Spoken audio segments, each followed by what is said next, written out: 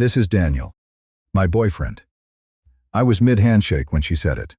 Her father's hand was already in mine. Big hand.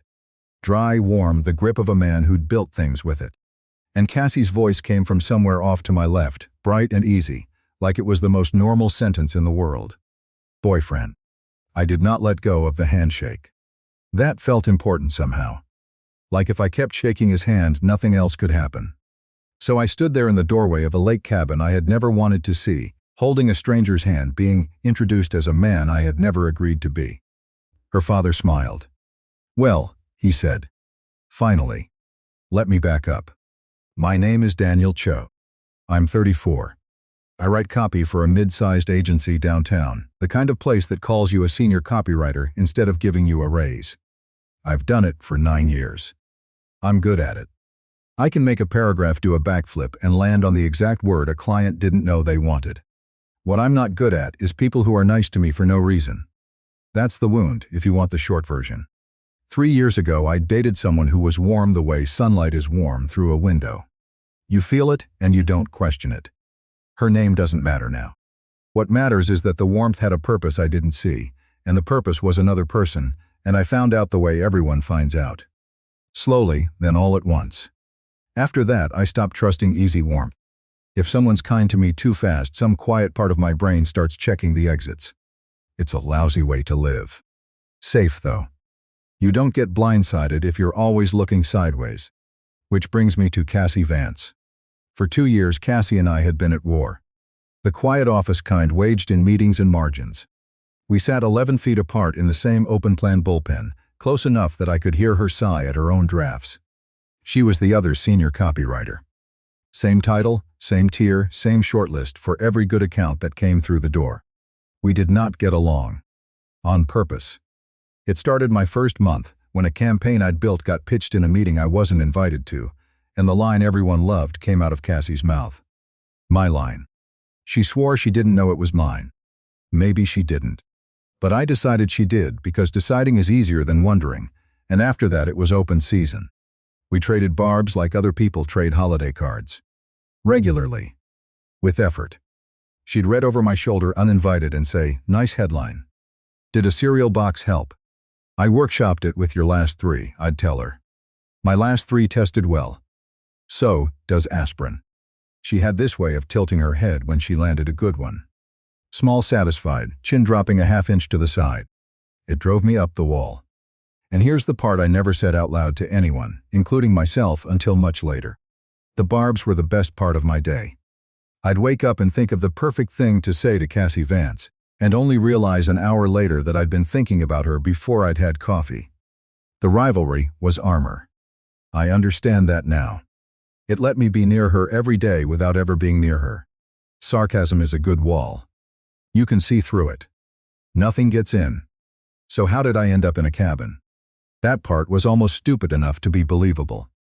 2 days before, she leaned over the divider and said she had a client deck falling apart, the big regional account, and she needed a second pair of eyes over the weekend. Her family had a place on the lake. Quiet. No distractions. We could fix the deck and be back by Sunday night. I should have said no. I want that on the record. I had every reason to say no. Working a weekend for a woman who'd spent 2 years trying to end my career is not a smart use of a Saturday. But she said it fast, like it cost her nothing, and something in her jaw was tighter than her voice, and I have always been terrible at reading when Cassie is genuinely asking for help versus setting a trap. So I said fine. I told myself it was about the account. I told myself I'd bill the hours. I did not tell myself the true thing, which was that she'd never invited me anywhere before, and I wanted to see what she was like somewhere that wasn't a fluorescent box. The drive was 2 hours of us, pretending the other person wasn't there. She played her music, some folk thing with a lot of banjo. I looked out the window. "Somewhere around the halfway mark," she said. "Just so you know, my family's a lot," and I said, "Your family's here." She kept her eyes on the road. "It's a big place. There's room. You said no distractions. They're not distracting. They're just loud." I let a mile go by. Should I know anything before we get there? Names, landmines, uncles who'll ask my salary. You'll be fine. You're good at talking to people you don't respect. I talk to you, every day. She almost smiled. I watched it start at the corner of her mouth and get shut down before it could finish. There it is, she said. I was worried you'd left your whole personality at the office. Packed light. Just the good insults. That was the whole warning I got. She turned the banjo back up. I noticed her thumbnail was chewed down on one hand, the way it never was at the office, where she filed everything smooth and painted them a color that was probably called something like boardroom red. She caught me looking and slid her hand off the wheel into her lap. I filed that away too, without knowing why. We pulled up to a place that was less cabin and more compound. Cedar and glass, a dock reaching out over gray water, cars already parked crooked in the gravel. Kids' bikes on their sides. A dog barking somewhere out of sight. There was wood smoke in the air and somebody's radio playing low through a screen door. And people. A porch full of people who turned to look when her tires crunched to a stop. Cassie's hands were on the wheel. 10 and 2. Her knuckles had gone pale. "You okay?" I asked. "Great," she said, which was the first honest lie I'd ever caught her in. She didn't move to open the door. She just sat there a second longer than made sense, looking at that porch like it was a stage she wasn't sure she remembered her lines for. Then she pulled the key out and the banjo died, and the quiet in the car got very large. Then it happened fast. Her Aunt Deb at the door with a dish towel over her shoulder.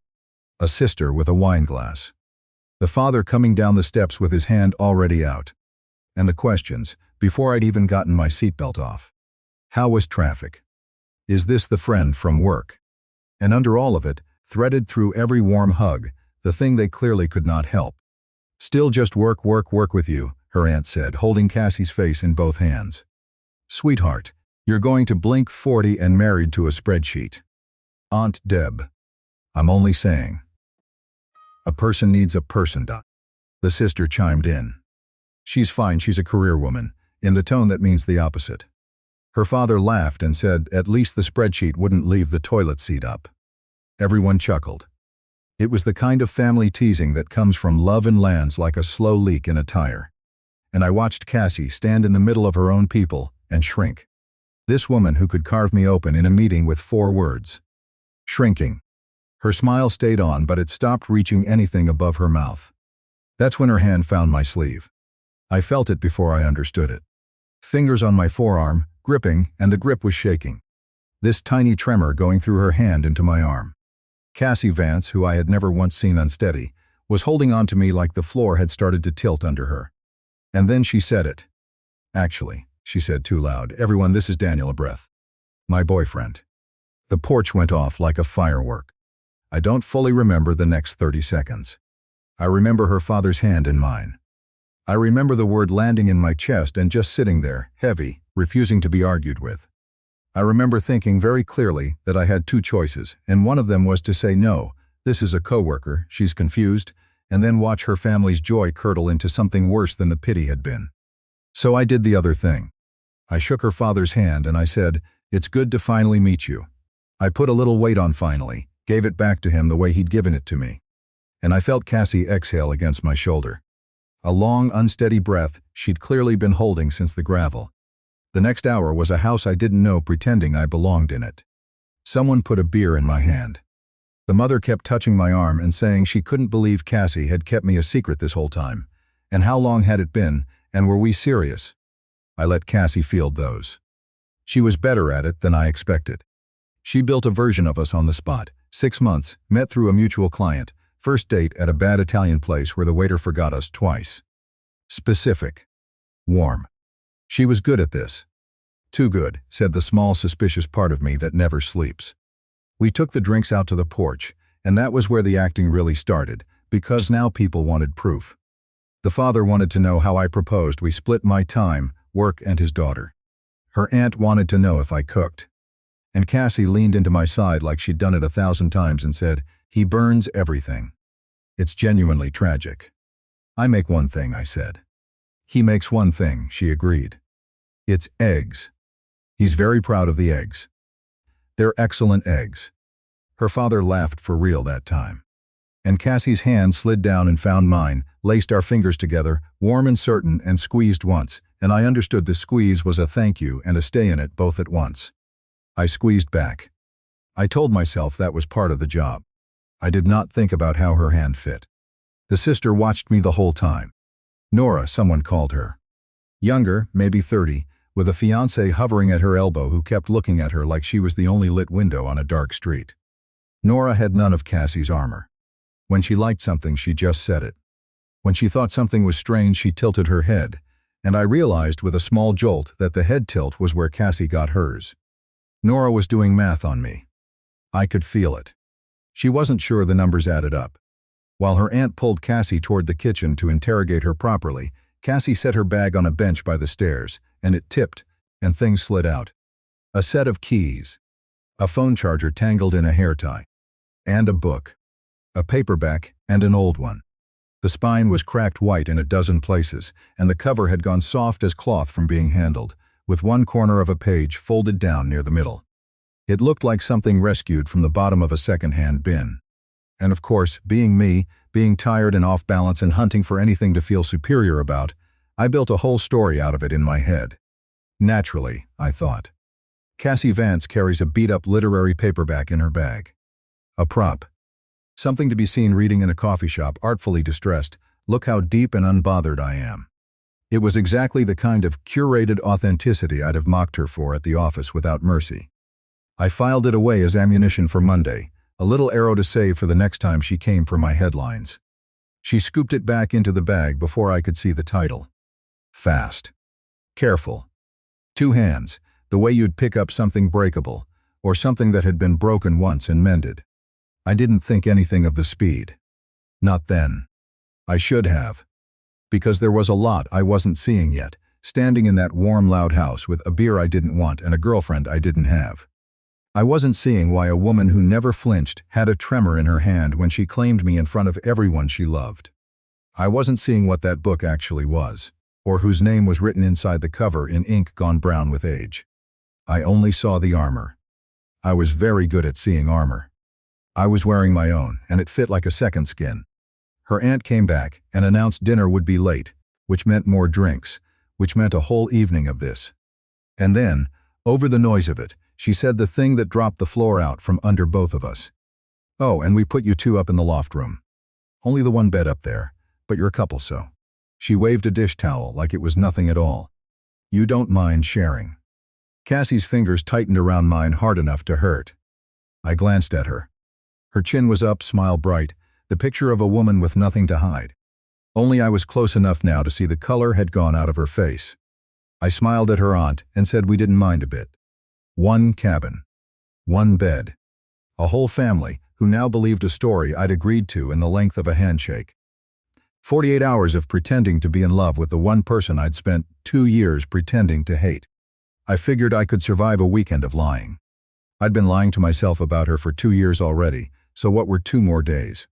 I had no idea what I was in for. The moments that would undo me were the ones that stopped feeling like acting at all. I slept on the floor of the loft that first night, and I want it noted that I offered without being asked. The room was up under the eaves, all sloped ceiling, and 1 round window looking out at the black water. The bed was a queen with a quilt somebody had clearly made by hand off square, the kind of thing you don't buy. And there was a braided rug on the floor that would be my mattress for the next 2 nights, plus a spare blanket Cassie handed me without meeting my eyes. You don't have to, she said. I'm not sharing a bed with someone who bills against me for the same accounts. That got a small laugh out of her. Tired, but real.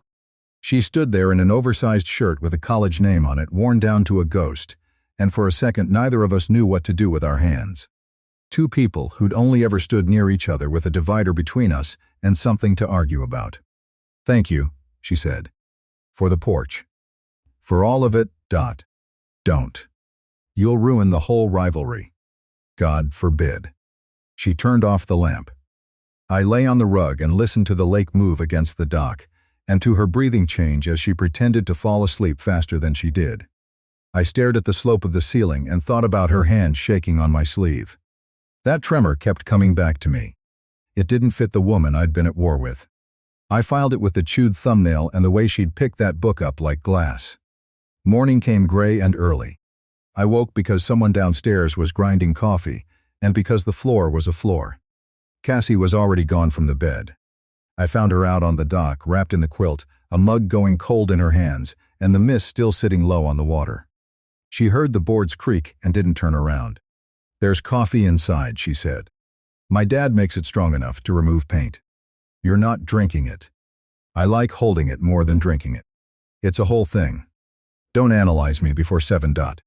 I sat down next to her. Not touching.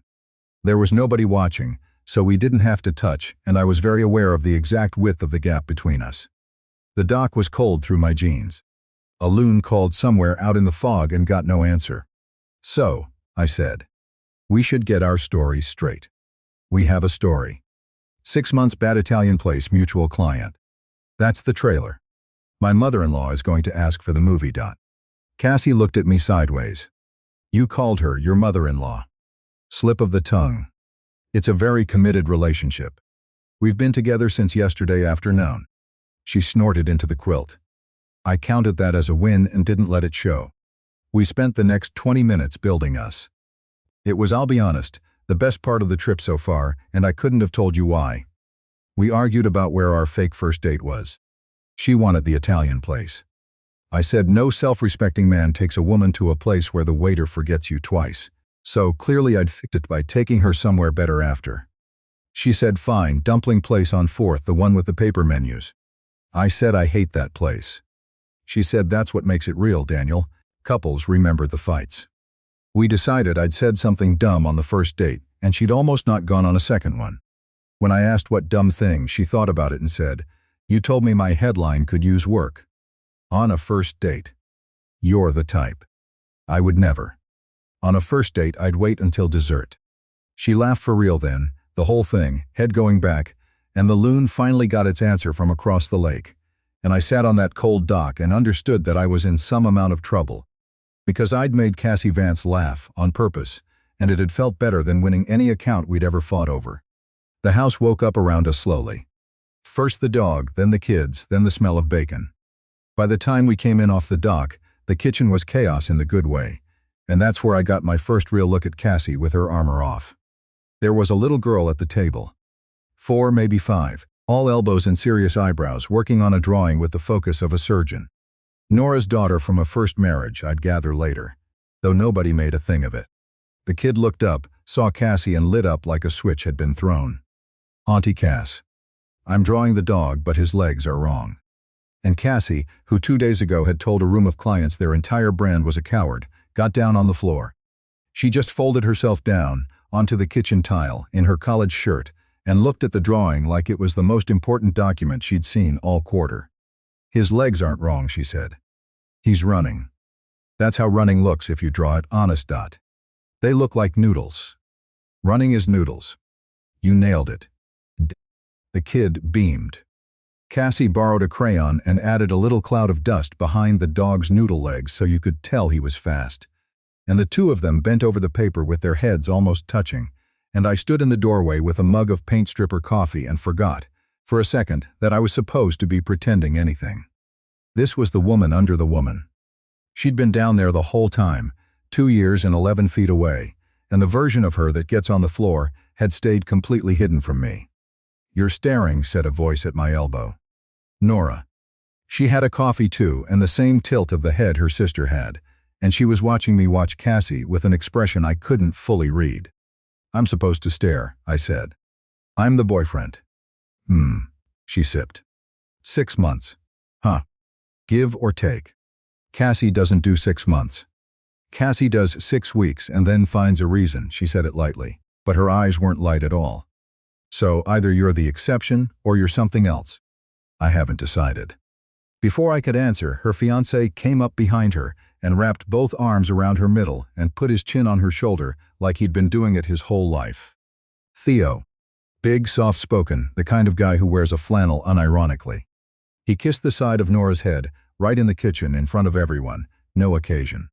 "She's grilling him," Theo said to me cheerfully. "It's what she does.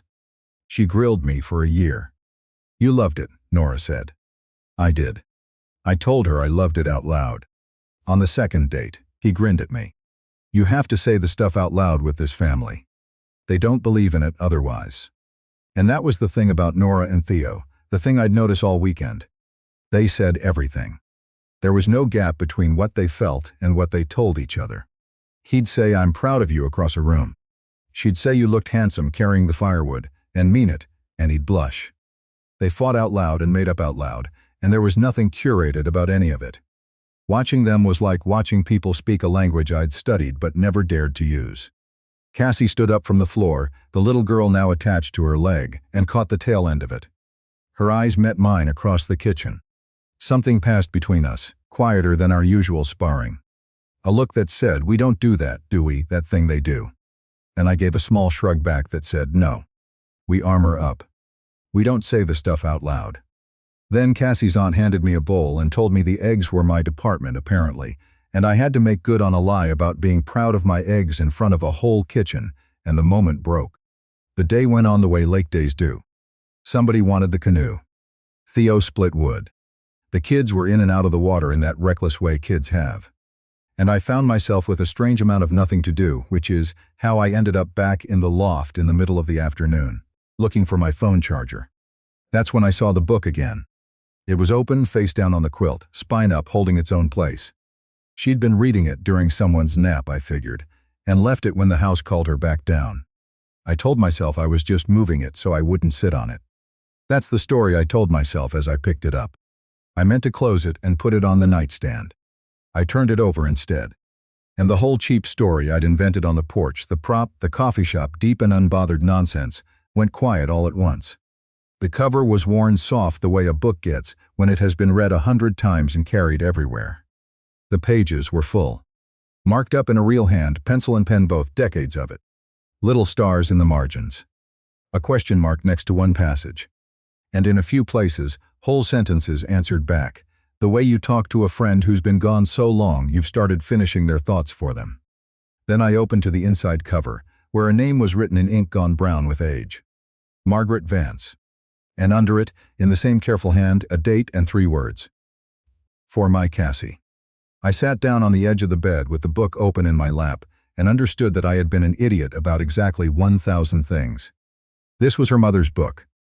Margaret Vance, whose name nobody had said all weekend, whose place at that big loud table was the one gap in a house that filled every silence. That was why the aunt's teasing had a raw edge under it. That was why the father held his daughter's face in both hands, like he was checking she was still there. Somewhere between the office and this cabin, Cassie had lost her mother, and she carried her around in the bottom of a bag, in a paperback soft as cloth, and every margin note in that book was a conversation she got to keep having with a woman who couldn't answer anymore. I read one line she'd starred. Then I read what young Cassie had penciled next to it. And I closed the book very carefully, 2 hands the way she did, and put it back exactly face down where she'd left it, in the exact spot, because it suddenly felt like the most important thing in the room, and I did not want her to know I'd seen. I went back downstairs quieter than I came up. The rest of the day I couldn't stop seeing it. Every time she made a joke to cover a feeling, I saw the book. Every time her chin came up and her smile went bright and hard, I saw the tremor in her hand on the porch.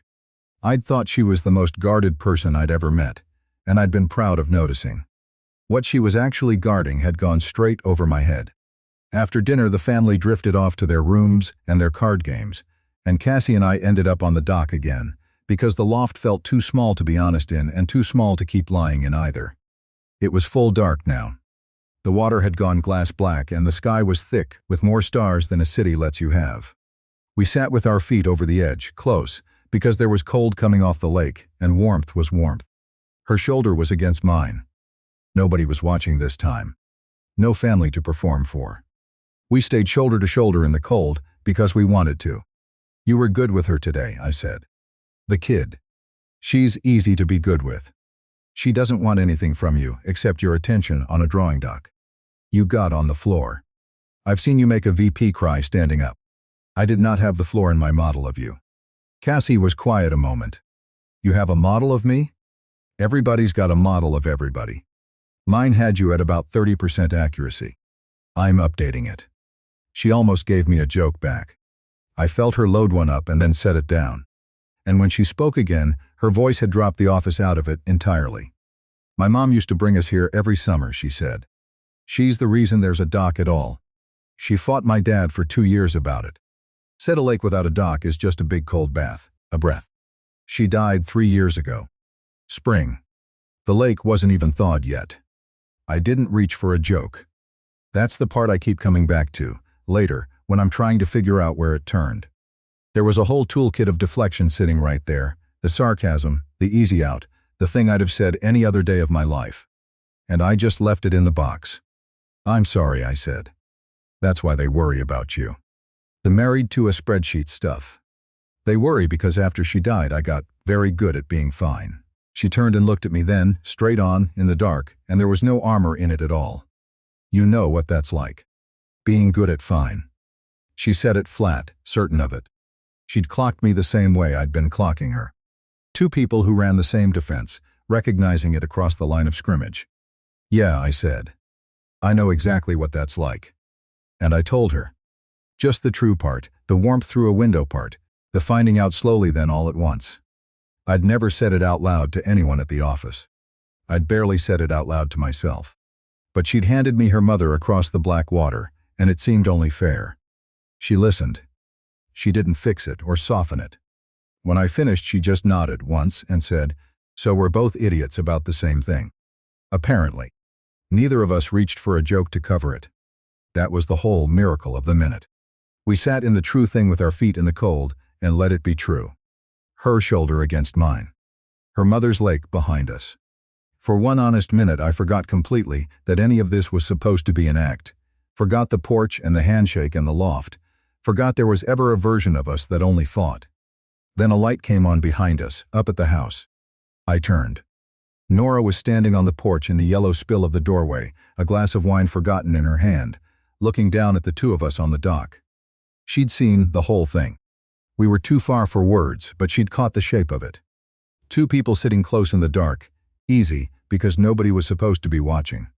She smiled at us, slow and certain, the smile of a woman who'd just won an argument she'd been having with herself all day. She lifted her wine an inch, a little private toast, aimed right at me, and went back inside without a word. And that was the moment I understood the ground had shifted under the whole game. Because up until then the lie had been safe.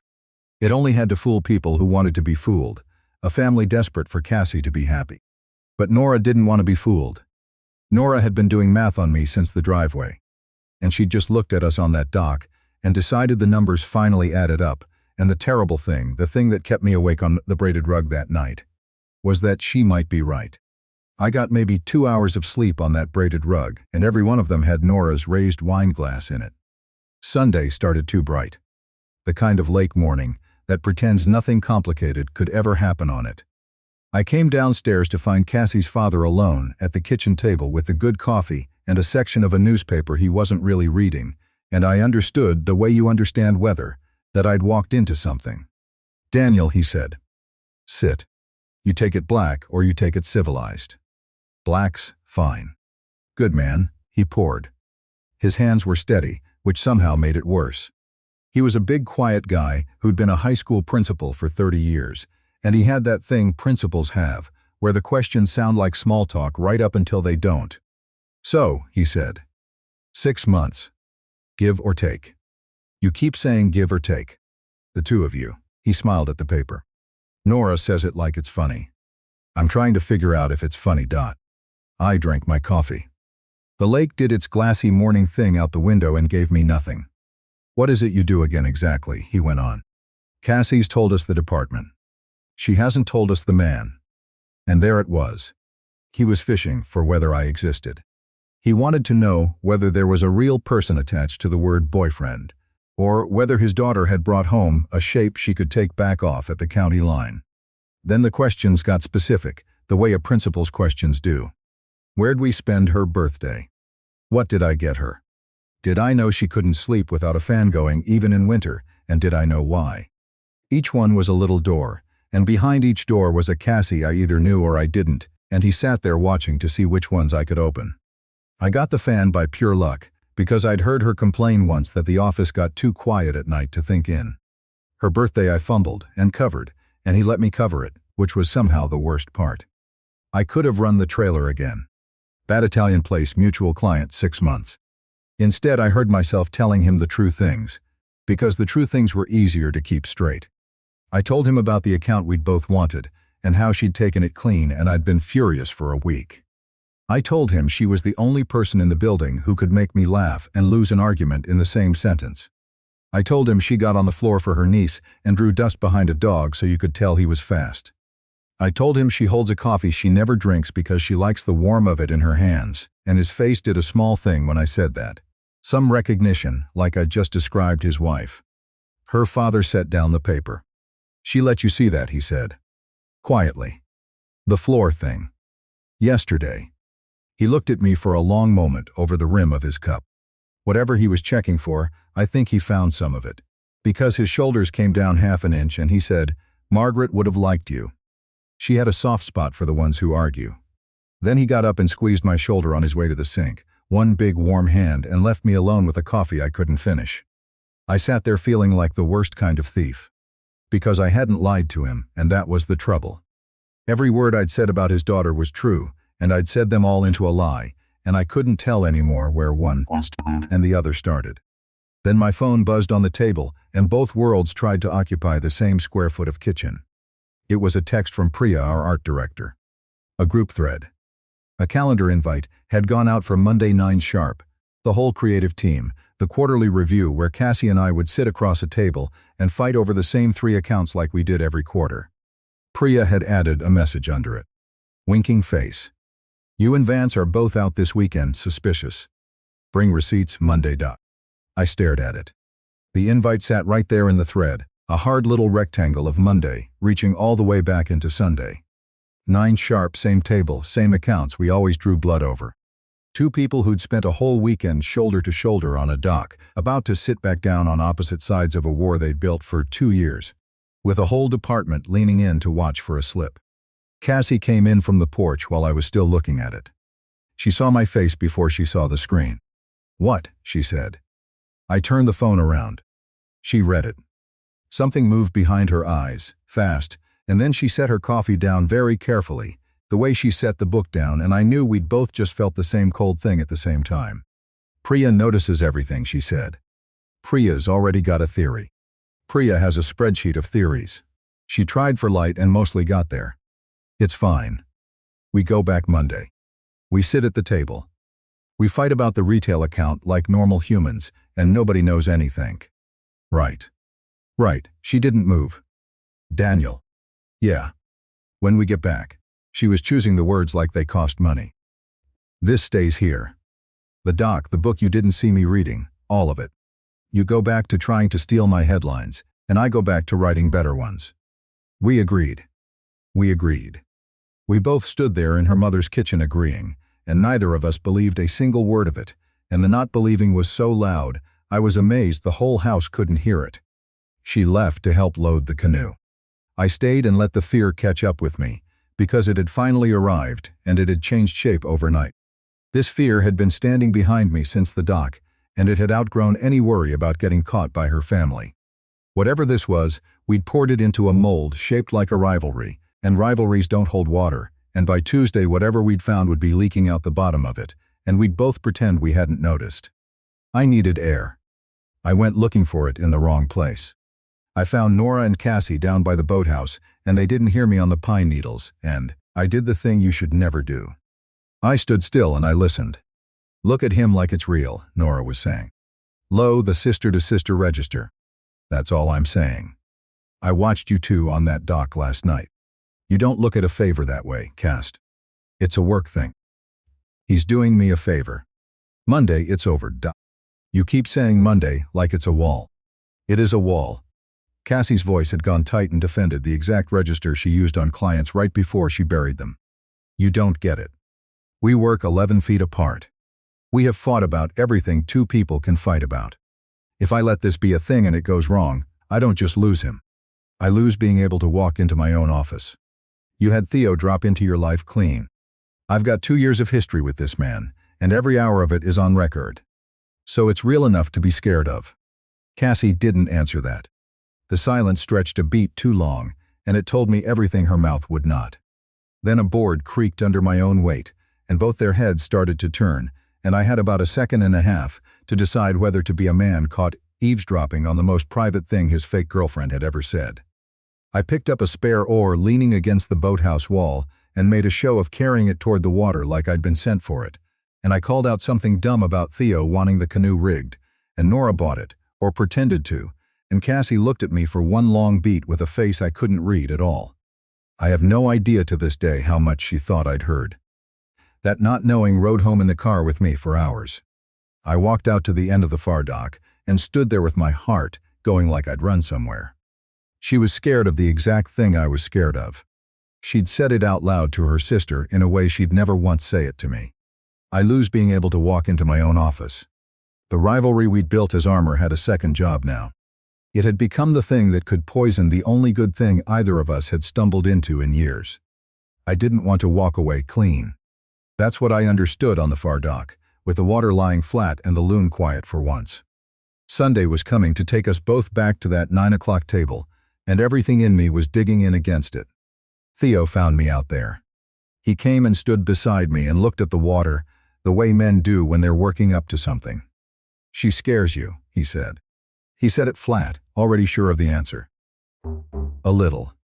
"Good." Nora scared the hell out of me. He picked up a flat stone, turned it over, put it back down. "I'll tell you the thing nobody told me, and I wish somebody had. You can wait until it's safe to say the true stuff. You can wait for the right weekend, the right mood, the moment nothing's on the line." He looked at me sideways. "You'll wait on that moment forever. So you get 2 doors. Brave before you're ready, or careful until she's gone." I picked the scary one on the second date, and I've never had to wonder since. He clapped me on the back and walked off toward the woodpile and left me standing there holding the sentence like it was mine now, whether I wanted it or not. I went back up to the loft. I told myself it was for my bag. But I stood in that room under the eaves and looked at the book on the nightstand for a long time. And I thought about how she'd panic if she knew I'd read it, how the whole careful house she'd built around her mother would feel broken into. Reading a person's grief without permission is its own kind of theft. I'd already done it once. I couldn't give it back. So I did the one thing I could do that didn't need words. I'd read the line she'd starred the day before, the one with young Cassie's pencil answering back in the margin. I remembered where it lived, a few pages in from a corner she'd folded down. I sat on the edge of the bed and found it again. It was a passage about a mother and a lake, of all things, about coming back to a place that only makes sense because somebody used to be standing in it. Margaret had underlined it in pen. Cassie, at maybe 16, had written one word beside it in pencil. Someday. A note would have been a confession, and I wasn't ready to admit I'd read her most private thing. So I did something smaller. I took the pencil that was tucked in the spine, and beside her someday, in the lightest hand I own, I drew a tiny dock. Just a few lines. A thing you'd only ever find if you already knew the page. A dock, at the edge of her mother's lake, where somebody had finally stood there with her.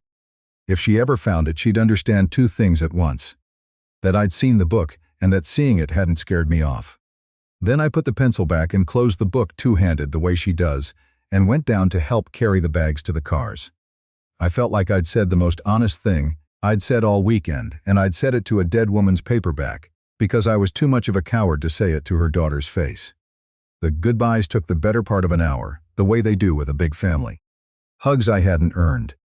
Her aunt held my face in both hands, warm and certain, and told me to come back for the actual wedding, and I said I would, and meant it, and hated myself a little for meaning it. The little girl gave me her drawing of the noodle-legged dog to keep, and I folded it into my jacket like it was money. Cassie and I ended up at the cars last. Trunk open. That flat quiet you get when a thing is ending and nobody's willing to name it. "So," she said. So. Monday, she almost got the wall back up. I watched her try to build it. "You steal my headlines. I write better ones. That's the deal."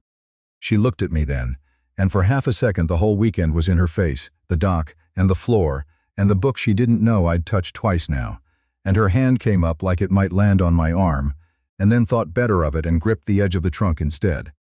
And under her breath, so quiet I nearly lost it in the sound of Theo slamming his tailgate, so quiet I've spent a long time since wondering whether she even meant for me to hear it, she said 4 words. "Please don't let go." Then she got in her car, and she was gone up the gravel road before I'd finished understanding what she'd just handed me. I stood in that empty lot with the lake going flat behind me and those 4 words sitting in my chest like a stone, dropped in still water, the rings going out and out. Please don't let go. She could have meant the hand on the dock, the performance, the favor. She could have meant every bit of it. She could have meant none of it, and I was a grown man building a whole house on a whisper. Here was the whole shape of it, laid out plain in a gravel lot on a Sunday afternoon. We could drive home in separate cars. We could walk into that 9 o'clock review Monday morning and sit on opposite sides of the table and fight about the retail account, armor bolted back on, nothing risked, nothing lost, rivals again by the county line. Simple, safe, exactly what we'd shaken hands on. But she'd whispered 4 words into the 6 feet of air between 2 parked cars, and I couldn't stop hearing them, and now I had to decide whether I was brave enough to answer. Here is what I did with my one brave chance. I drove home and I chickened out. It took a while. On the highway, I still had a whole speech. Somewhere around the 3rd rest stop the speech got quieter. By the time I hit the city, it had shrunk down to a single text I never sent, and by the time I fell asleep on my own couch, still smelling like lake, I'd talked myself all the way back down to the deal. Steal her headlines. Let her write better ones. Safe. Monday came the way Mondays do. On purpose. I got to the office at 8:40. I did the thing you do when you're pretending nothing is different. I made bad coffee in the good machine. I opened 3 files I didn't read. And I watched the door. She came in at 8:52. Same walk. Same bag on the same shoulder, and I knew now exactly what was inside it, folded corner, an inked name, and a page I'd touched twice. She didn't look at me. She dropped into her chair 11 feet away and started typing like the weekend was a rumor. 9 o'clock, we filed into the glass conference room. Priya was already there with her spreadsheet of theories and a look on her face like Christmas. Cassie sat across the table. I sat where I always sit. The retail account went up on the screen, and we did the thing we do. She fired first.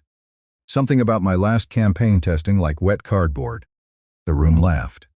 I fired back. She tilted her head that half-inch, satisfied, and I felt it land in a place it had never landed before, because now I knew what that head tilt looked like when it wasn't performing for anybody. I'd seen the real one on a dock at night. This was the office copy. Good, sharp, and hollow all the way through. And I understood, sitting in that glass box with 8 people watching us draw blood for sport, that we were going to do this forever. We were going to be so good at the war that neither of us would ever have to risk the other thing. We'd built the perfect machine for not being known. It ran on wit and it ran clean, and it would run until one of us quit or died. Theo's voice was in my head. You'll wait on that moment forever. Priya was mid-sentence about media spend. Cassie was reaching for the account slide with a comment already loaded, chin-dropping, ready to bury me. I said, can I say something that isn't about retail? The room went still in that particular way. A room goes still when somebody breaks the format. Priya's pen stopped.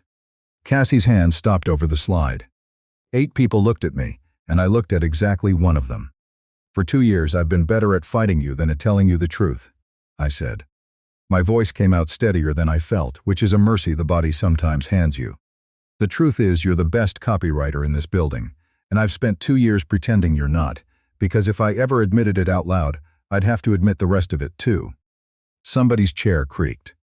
Nobody breathed. The rest of it being that the best part of my day is 11 feet to my left. I made myself keep going, because stopping now would be worse than any of it. You already know that. You said something to me in a parking lot on Sunday. I've been too much of a coward to answer it since, so I'm going to answer it here, in front of everyone, where I can't take it back and pretend it was a joke. I looked at her. The whole glass room fell away, and it was just the 6 feet of air moved indoors. I'm not letting go, I said. That's the answer. I've got you. For one long second, nobody in that room existed except her. Cassie's eyes had gone bright and furious and terrified all at once. That same face from the boathouse, the one I couldn't read then and could read perfectly now. Her jaw worked. Her hand was flat on the table, pressing down the way you hold on to something to keep from shaking. She was doing the math I'd done on the highway, all of it, in about 4 seconds, the office, the history, the 11 feet, the everything she'd told her sister she'd lose. And then she set down her pen. Slow. Two-handed almost, the way she sets down the book. You read it, she said. Quiet. Already sure of it. The room had no idea what she meant. I did. I read it, I said. The page. I found where you starred it. Your mom's pen. Your pencil. I watched her face come apart, gently, the way a fist opens. I didn't leave a note. I couldn't. So I drew something. Cassie was already reaching into her bag. She pulled out the paperback right there in the middle of the quarterly review, folded corner facing up, and I heard Priya breathe out slow, like she was watching a movie she'd waited all quarter for. Cassie found the corner she'd dog-eared as a teenager. She found the page. She found the line her mother had underlined about a mother and a lake, and beside it her own 16-year-old pencil, one word, someday, and beside that word, in the lightest hand I own, a tiny dock. A few lines. A place where somebody had finally stood there with her. She looked at it for a long time. Then her face did the thing her fathers had done at the kitchen table, that small collapse of recognition, and a tear went down the side of her nose and dropped onto the page beside her mother's ink, and she let it. She didn't wipe it. She just looked at the little dock I'd drawn in her most private thing, and she understood the two things at once, exactly as I'd meant her to. That I'd seen the book. That seeing it hadn't scared me off. You drew a dock, she said. Her voice cracked clean down the middle. You were standing on one. Seemed right. She laughed, this wet, broken laugh, and pressed the back of her hand to her mouth, and Priya, God bless her, stood up and said, You know what, let's table retail, and started herding people out of the glass room with both arms like she was shooing pigeons. The door clicked. Then it was the two of us in a book and 11 feet that had somehow become nothing at all. Cassie closed the paperback two-handed and held it against her chest. For a second she just breathed. The book against her chest, both hands flat over the cover, the way you hold a thing you're afraid to set down. I could see her deciding whether to run. I'd have understood it if she had. I had a car and a highway and a whole rehearsed retreat in my pocket, and she had a chair by the door and 11 feet of clear floor to it. Either one of us could have called the whole thing a stunt and gone back to the war by lunch. She stayed. I said that in the parking lot because I was sure you didn't hear it, she said. That was the whole point. I could say the truest thing I had and stay safe because you'd already be gone. I heard it. I know that now. She wiped her face with the heel of her hand, unbothered by the mascara, which is a thing I have loved about her ever since. My mom wrote in the margins of everything. Grocery lists, church bulletins, that book. When she died, I couldn't read a menu without hearing her voice in the white space. So I stopped letting anybody near the margins. It got to be a whole way of living. Fight everybody at the edges so nobody gets to the middle. I know the feeling. You built the same wall. Different bricks. Same wall. She looked at me then, really looked, no head tilt, no armor, the office face gone somewhere. I hoped it would stay gone. You went into the margins anyway, she said. You saw the worst of it, and you drew a little dock, and you put the pencil back like you were never there. I wanted you to have something that didn't need words. You're better with words than me. Felt like the only fight I could win. That got the real head tilt. The dock one. Here's the part I want to get right, because I've told this story a few times now, always at some wedding. Always after somebody asks how a rivalry turned into whatever we are. There was no music. Nobody dipped anybody. We stood in a glass conference room that smelled like dry erase marker and burnt coffee, and she reached across the 2 feet still left between us and took my hand, the same hand I hadn't let go of at her father's door, and she held it the way she holds a coffee she never drinks. For the warmth of it. Because she wanted to. That was the grand gesture. A held hand in a room that would smell like it always did on Monday. Nora obviously took full credit. She'd told Cassie on the dock that she looked at me like it was real, and she has retold that scene at every family dinner since, growing it a little each time, until in the current version she basically diagnosed us from across a lake, with her arms folded. Theo just gives me a look at those dinners, the one from the far dock, brave before you're ready, and lifts his beer half an inch, and I lift mine, and we don't have to say the rest. Their wedding happened that fall, the real one, in the same yard by the same water. I stood up in it as the plus one who'd stopped being a plus one. Cassie's father found me by the drinks table and put that one big warm hand on my shoulder again and said, So? Not give or take anymore. And it wasn't a question, and I said, No, sir, and he nodded like a man closing a file he'd kept open a while. Her mother, Margaret's photo, sat on a small table near the front with a candle beside it. And at some point in the toasts, Cassie went and stood by it alone for a minute, holding the paperback. And I let her have it, and when she came back, her eyes were red, and she took my hand for the warmth of it, and we watched her sister marry a man who says everything out loud. We got married by the following spring.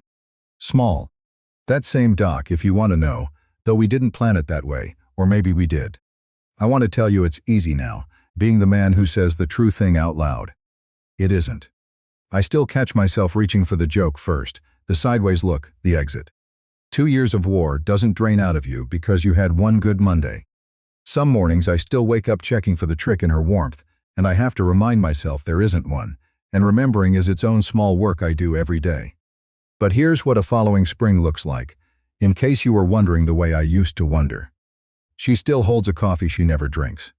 Sits on the dock with it in both hands while the mug goes cold, watching the water do its glassy morning thing, and I've stopped asking why, because I finally understand it's her mother's habit and drinking it would end it. Some mornings I sit out there with her and hold my own cold coffee just to keep her company in the ritual. We don't talk much. We've done enough talking to last us. The book lives on the shelf by the bed now, folded corner and all, and once in a while she takes it down and reads a page, and once in a while I catch her turn to the one with the doc, and she catches me catching her, and neither of us says anything, because some margins you get to share now, and some you just get to guard together. We still sit 11 feet apart at the office. Same bullpen, same 2 senior copywriters, same shortlist for every good account that comes through the door. The difference is what we do with the 11 feet now. When a big pitch lands, she rolls her chair over and reads over my shoulder uninvited, same as always, and says something about a cereal box, same as always, and then we build the thing together and put both our names on it and let it win. Priya keeps a running tally of how many meetings we make it through without holding hands under the table. She says the record is short. We fight about the retail account still, because some habits are load-bearing, and that one was always half a game anyway, but we fight it as a team of 2 aimed at the same account instead of at each other. Monday used to be the wall. Monday is just the day we get to do this on purpose now, out loud, where everyone can see. I spent a lot of years thinking armor kept me safe. It did. Armor is very good at its one job. It keeps everyone at exactly the distance where they can't hurt you, which turns out to be the same distance where they can't reach you at all. The whole time I was so proud of being hard to know, I was just becoming a man nobody knew. Being known costs you something. It costs you the safety of the sideways glance and the loaded joke and the wall of history you can hide the real thing behind. What you get for the price is the one person who's seen the margins and stayed anyway, sitting beside you on a dock with a coffee she'll never finish, for the warmth of it, because she wants to. I'd have paid a lot more than a Monday. So let me ask you the thing I've been circling this whole time.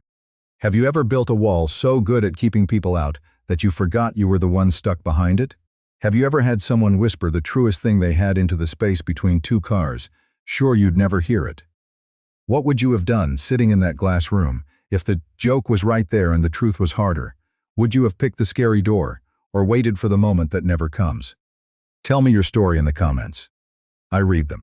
Some of you have lived versions of this I couldn't write if I tried, and those are the ones I remember. And if you like this one, leave a like, subscribe, and I'll see you in the next story.